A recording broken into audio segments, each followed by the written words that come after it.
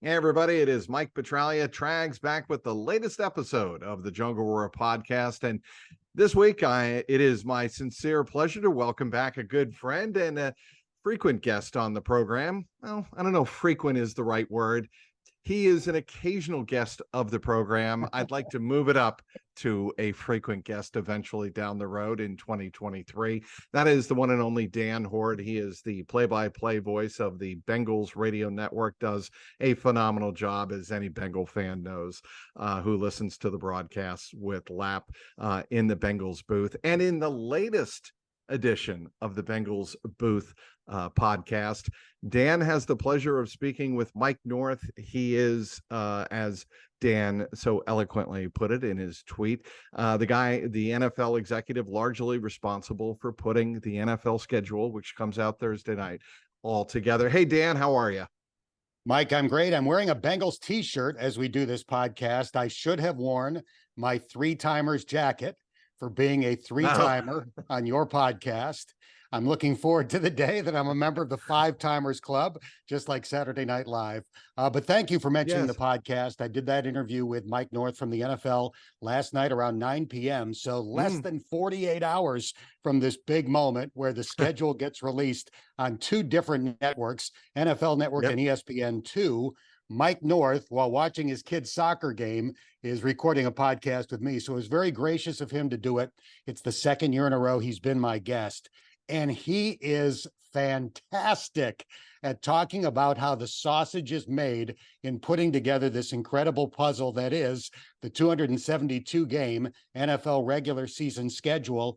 There are 1 quadrillion possibilities.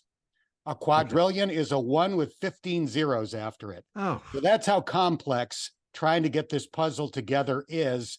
And Mike is really interesting when he talks about it. So I encourage people to check out that podcast if they have the time between now and Thursday night at 8 p.m. He stayed on with me for about a half an hour, and it's the I Am Waiting. I'm trying to remember the name of that particular episode, but it's the most recent episode of the Bengals Booth podcast. Awesome.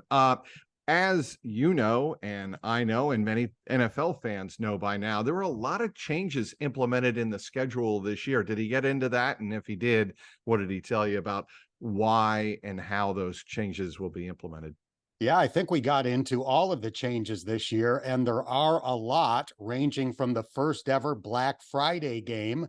We know the Bengals are going to avoid playing in that because they announced that game earlier today. I think that's Jets and Dolphins, if I'm not mistaken. Correct. In New York, Black Friday game. Yes. But Monday night games can be flexed for the first time. You know, it's one thing when you go from Sunday afternoon to Sunday night or vice versa 2 weeks in advance. It's very different to go from a Sunday to a Monday with 2 weeks notice late in the season, which I think will happen at some point this year. So that's new. Teams can play more than once on Thursday following a Sunday. That's new. They've allowed more teams to do that this year than ever before. So that's going to happen to multiple teams. So there are quite a few changes, and Mike discussed them in that podcast. You surprised Jacksonville's going overseas to England twice? No, I'm not. Of course, Jacksonville plays a home game in London every year. They wanted to try to brand themselves as London's team. So I think the idea of playing a home game, quote unquote, a home game, and then staying a week and playing a road game makes a lot of sense. They're not taking another game away from their fan base. Their second game against Buffalo is technically a Bills home game. So they're just making a 2-week adventure out of it. And I think it doubles down on that notion that Jacksonville is trying to be London's team. I guess what surprised me the most about the Bengals playing the Chiefs on New Year's Eve, 4:25 Eastern time, on a, I believe, network to be determined, or do we know if that's CBS yet? That's a CBS game. Okay. So on CBS, I think the thing that surprised me the most about that is it wasn't the first or second week of November. And the reason I say that, and I think you know where I'm going with this, is back in the Brady-Peyton Manning rivalry, it was almost a sure thing that the Patriots and Colts, or Patriots and Broncos, would play on that first weekend in November for sweeps. Has that changed? I think it has changed. I think the NFL looks at 425 window games and primetime games as their most important inventory, and they're looking to put great games into as many of those time slots as they can. Every day is rated, whether it's in a sweeps period or not. And a New Year's Eve Bengals Chiefs game at 4:25 in the afternoon is going to do a gargantuan number if the Yes. teams are healthy and as good as we expect them to be. Last year, of course, the NFL put Buffalo and Cincinnati in the next to last game of the regular season, what turned out to be the DeMar Hamlin game. Right. So clearly the NFL thinks of the Chiefs and the Bengals as two of the teams that are likely to be in the Super Bowl mix. We certainly expect that to be the case. And they wanted that game to be one of the last weeks of the season in that 425 Sunday slot to draw a gigantic number. And it's also, it's a favor to CBS. They're trying to make all of their network partners happy as much as they can. They know that CBS, which more or less is still the AFC network, it's not quite to the same extent that it used to be, but Correct. CBS is going to lose a lot of Chiefs games and Bengals games to Sunday Night Football, to Monday Night Football, to Thursday Night Football.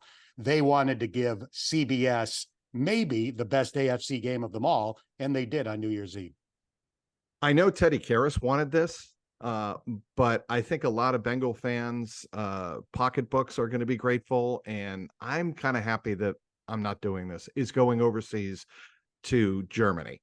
And I guess the reason I say that is I kind of want to see, I don't need to see the gimmickry of going overseas and going to Germany in the middle of a regular season NFL campaign. I just don't need to see it.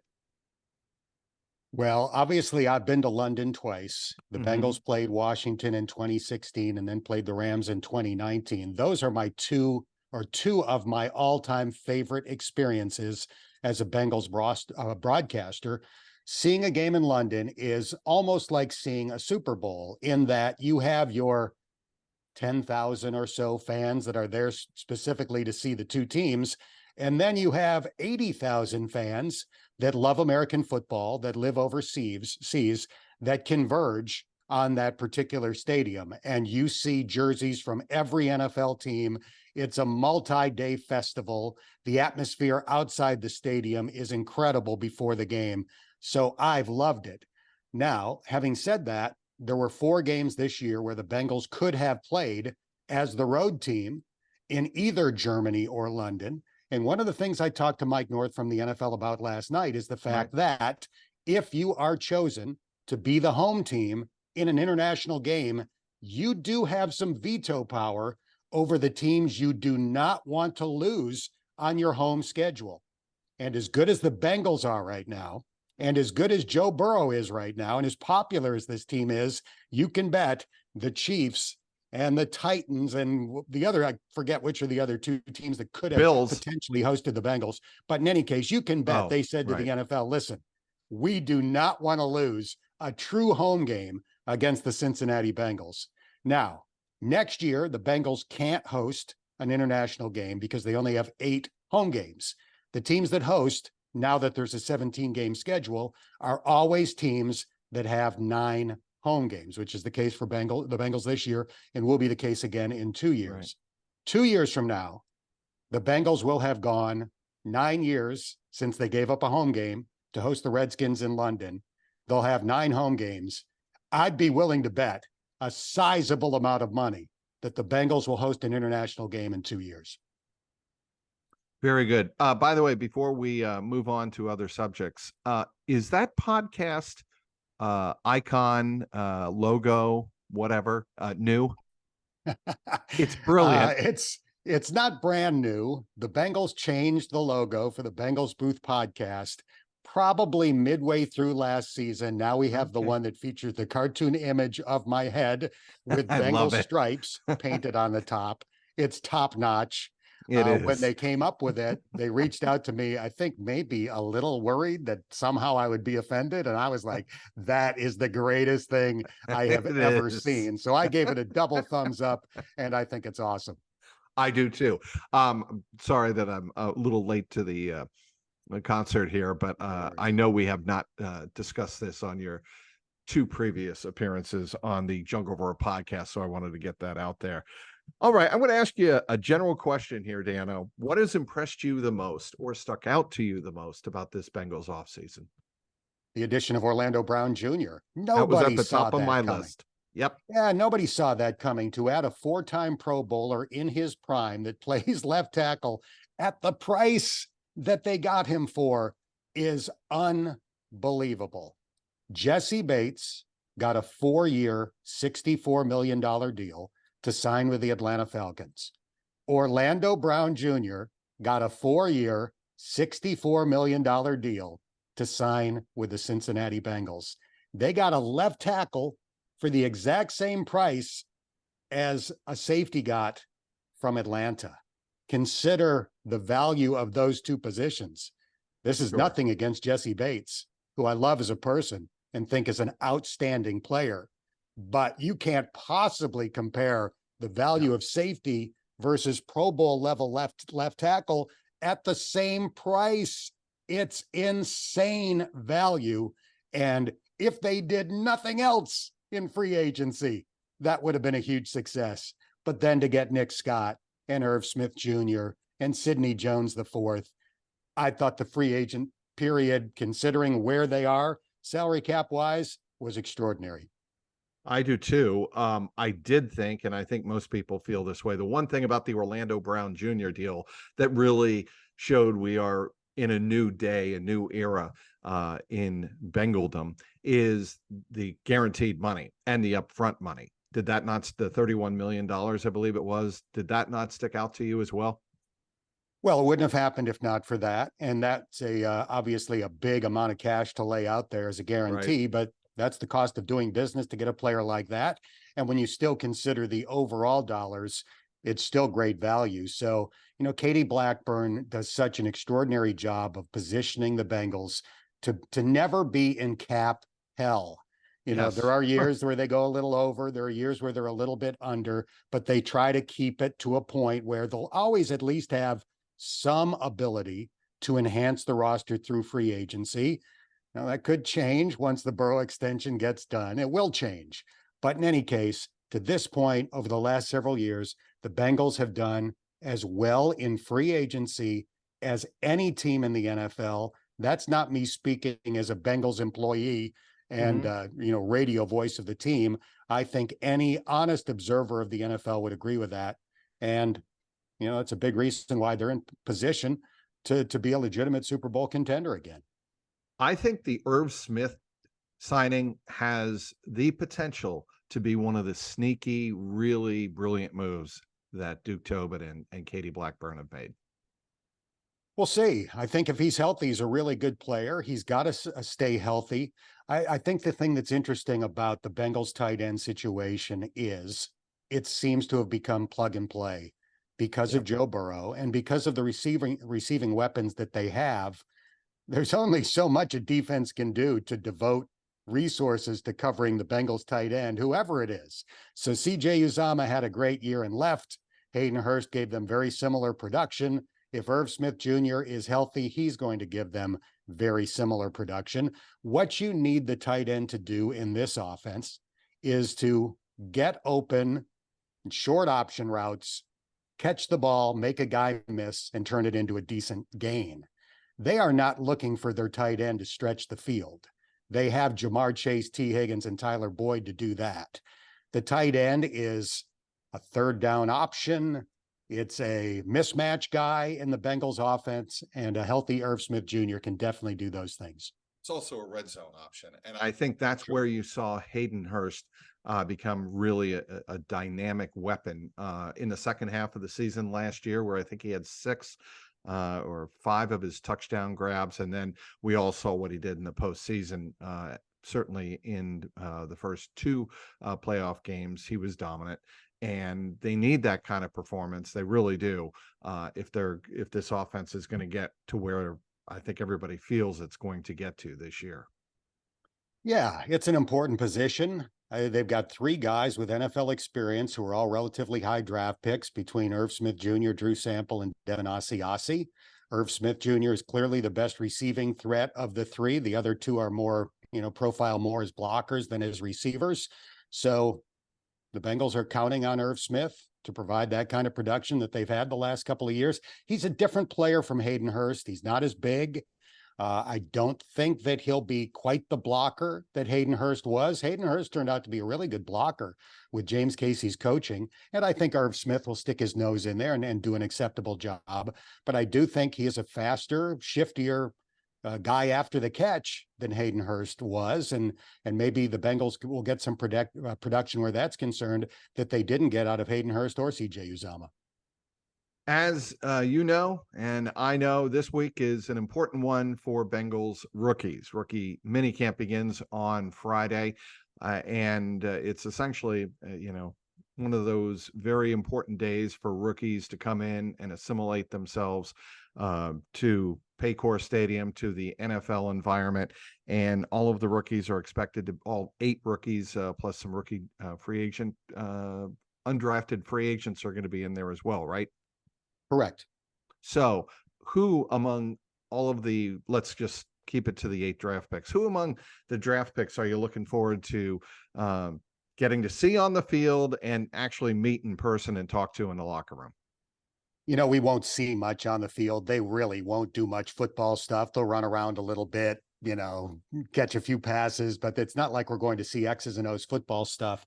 But I'm really looking forward to visiting with Jordan Battle, I would say, of all of these guys, just because of the things we've heard since the draft pick, how he wowed everybody in his combine interview, how Darren Simmons famously put a red star in his notebook and said, we have to find a way to get this guy on our team. He's a player that had first round tape at Alabama, but didn't have those kind of measurables. He ran a 4.55 40 at the combine. But Nick Saban thought highly enough of him to start him for 4 years and talk about him in terms that he rarely uses in talking about his players. Nick Saban's not the most effusive guy that the Bengals encounter when they talk to college head coaches, because he doesn't have to be. 10 of his guys get drafted every year. He doesn't have to sell anybody, but he does with Jordan Battle, because that's how highly that he thinks of him and how well Jordan Battle played and led during his years with the Crimson Tide. So I am really looking forward to starting to build a relationship with him, because I just have the feeling he's going to be a solid member of the Cincinnati Bengals for a long time. Andre Yoshavas, I'm looking forward to getting to know him. And I, like everybody else, I think he's going to be a fascinating character to follow in his development, and as well as Charlie Jones. Yeah, Charlie Jones. I honestly had not done a lot of homework about Charlie Jones before the draft, and obviously we all have since. And wow, I mean, what an interesting prospect he is, a guy who had 110 catches last year at Purdue. And Darren Simmons is the person responsible for more or less grading the potential return guys in the draft class every year. The scouts obviously, cover that when they're compiling the reports, but ultimately Darren Simmons is the guy who is going to rank the returners every year in the draft class, and he color codes them. And I believe, I don't remember the exact color coding system that he uses, but I believe the green level is the elite level. And he gave Charlie Jones a green as a returner. Now, Charlie Jones didn't have crazy good averages as a return man in his college career, whether it was at Iowa or at Purdue. He did have a couple of touchdowns, one as a punt returner and one as a kickoff returner, but that can sometimes be difficult to gauge because of the imbalance in college rosters. If you are at Purdue and you are playing Ohio State and Michigan, it's probably difficult to run back a kick or a punt for great distances, because the level of athletes that you are competing against much better than the level of athletes on your own roster. In the NFL, that difference is very slim. In college football, it's not. So Darren Simmons knows what he's talking about when he studies return guys. And if he believes that Charlie Jones is a green, the highest level of returner that he grades every year, then I'm buying Charlie Jones as a return threat. I don't know if you buy this as well. I don't think most NFL teams draft specialists, kickers or punters in this particular case. and expect them not to make the team. I think if you drafted Brad Robbins, you expect him to make the team. No? Yeah, I agree with that, but it doesn't always play out that way. The No, Bengals I drafted mean, Jake Elliott, yeah, expecting I him to was be going the to go down kicker. that road. Correct, and he didn't win the job. So Drew Christmas is going to have a chance if he significantly outperforms Brad Robbins in training camp and the preseason games. Drew Christmas will be their punter in week 1. That doesn't mean that they won't keep Brad Robbins around on the practice squad. Drew Christmas spent most of his rookie year on the practice squad, but I do believe that, as you said, being the drafted player gives you, maybe a slight head up going into training camp, but Brad Robbins is still going to ultimately have to earn the job with the way he kicks in practice and in the preseason games. Anything to the Big Ten theme that the Bengals seem to be leaning on? I mean, we had what, 4 of their 8 picks came from the Big Ten. No, I do think there is definitely something to the big school factor. There's no question about that. And the fact that several of their draft picks had played in either the 14 playoff or league championship games was definitely considered. But Big Ten, no, I just think that they always favor big school players who had competed against elite competition and played in big time games and big time environments. It doesn't mean they won't take a Yossi Vash like they did, but that's a 6th round pick out of the Ivy League, not an early round pick. What else you got on your docket for the offseason? I always find the offseason, Dano, it's hit and miss to me. There are days where I'm like, I don't really, I'm not in the vibe for writing football. And then there are other days, especially obviously when we're down at the facility at Paycor, where you're really into how this roster building moves along. What strikes your fancy at this time of year? Well, tomorrow night is the most stressful day of my year. Yes, this is true. I know why. Go ahead. I've got my UC schedule is already in my planner.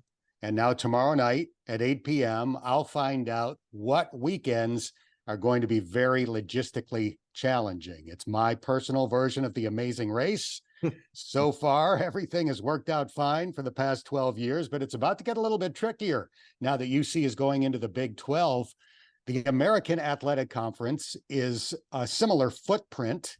It is far-flung, much like the new Big 12 is going to be, but at least in the American, most of the cities are close to major airports, which is not necessarily the case in the Big 12.